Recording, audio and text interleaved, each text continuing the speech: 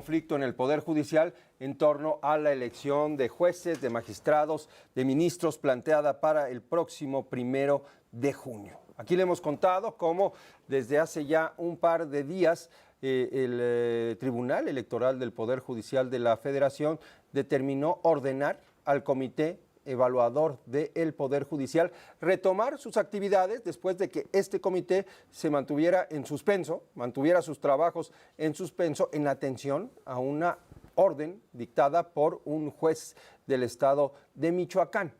Bueno, pues como ayer nos lo comentó la magistrada María Emilia Molina, ella es integrante de este comité evaluador del Poder Judicial, ellos se encuentran entre dos fuegos. ¿Por qué? Porque por una parte está la suspensión dictada por el juez en Michoacán y por el otro lado lo que dicen los ministros del Tribunal Electoral.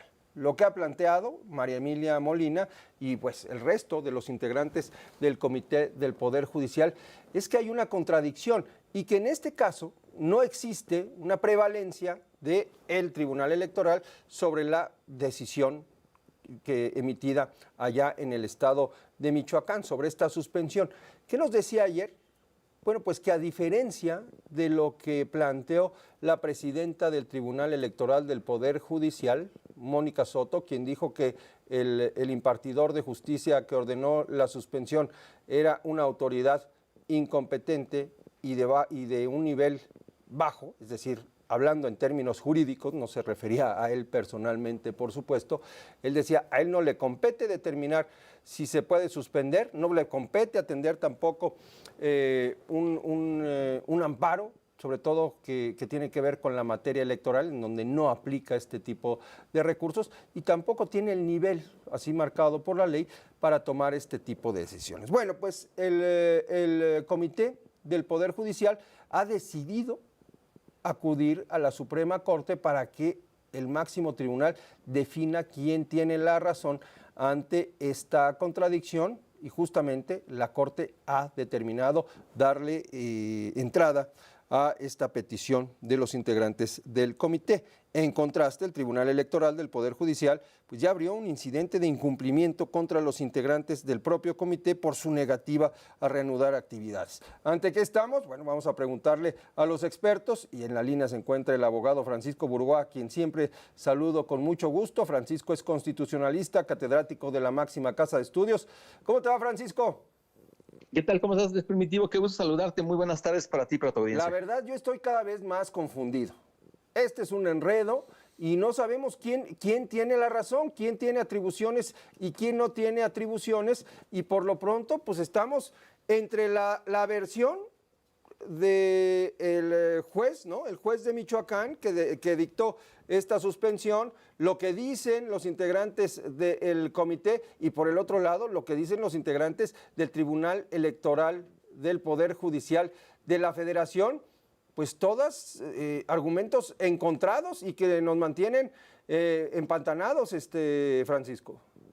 Mira, Primitivo, la confusión que tú tienes la tenemos millones de personas que le hemos dado seguimiento a todo este proceso judicial y la culpa han sido las premuras de una reforma judicial que no tiene diagnóstico, que no tiene un rumbo fijo y sobre la marcha se han ido ajustando algunos casos, no se tiene el dinero para llevar a cabo una elección, una organización de una elección perfecta, como es el caso de las elecciones federales, y ante todas estas situaciones que se han ido presentando, pues están finalmente este momento que hoy estamos viviendo, en donde un juez de amparo le pide a los 3 comités de evaluación, uno de cada uno de los 3 poderes de la Unión, que suspendan el proceso de evaluación respecto de la idoneidad de los aspirantes a ser jueces, magistrados y ministros, pero resulta que de esos 3, el que acata la suspensión de este juez de amparo en el estado de Michoacán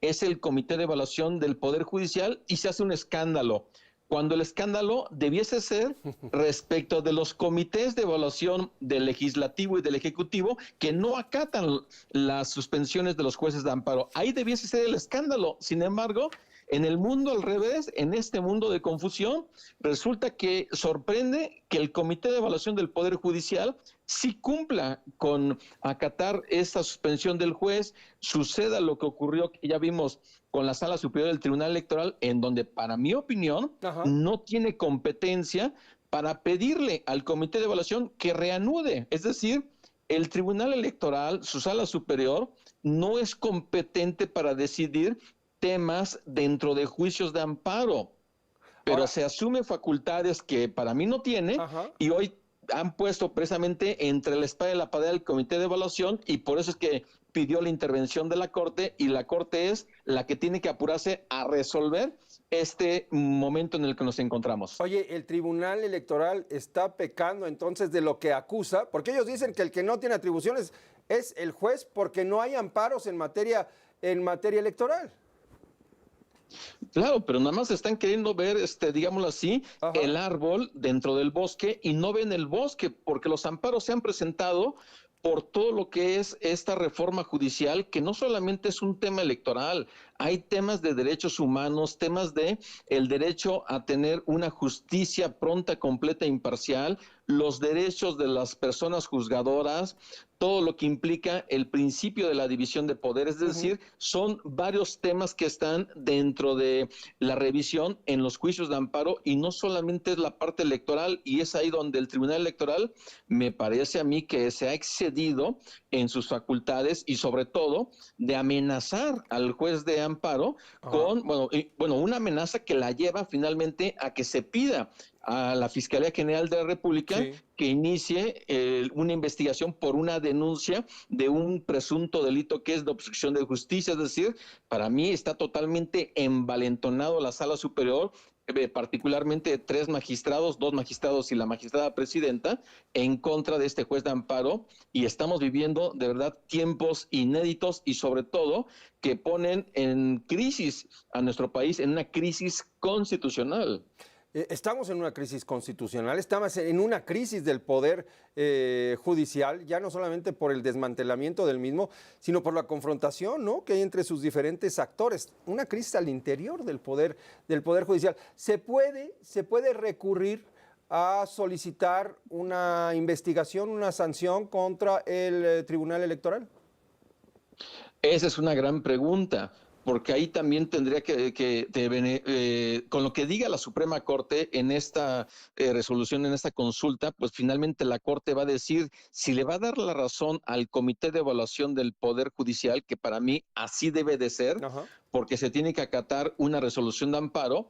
La Corte, sea de forma explícita o implícita, estaría determinando si el Tribunal Electoral se está excediendo o no en sus facultades, y con ello estar presentando pues algún tipo de denuncia. El gran problema es esto, que la responsabilidad de los servidores públicos, especialmente de los magistrados y de la magistrada presidenta, es muy difícil que pueda llevar a una sanción, porque, por ejemplo, algo que yo podría identificar sería un juicio político, pero para que proceda un No, juicio bueno, político tiene que ser aprobado por la mayoría legislativa en la claro. Cámara de Diputados, lo cual no va a pasar. Y luego tendrá que ser llevado al Senado de la República, y el Senado pues también lo tiene el oficialismo. Entonces, por eso es que para mí se saben impunes los magistrados de la Sala Superior, insisto, particularmente los 2 Felipes y la magistrada presidenta, Ujú. Mónica Soto, y por eso toman este tipo de determinaciones, porque saben que en los hechos no les va a pasar nada. Vaya situación delicada la que estamos viviendo, en un enredo, insisto, que si tú no lo entiendes, Francisco, pues nosotros no podemos esperar gran cosa. Te agradezco mucho que nos hayas tomado la llamada.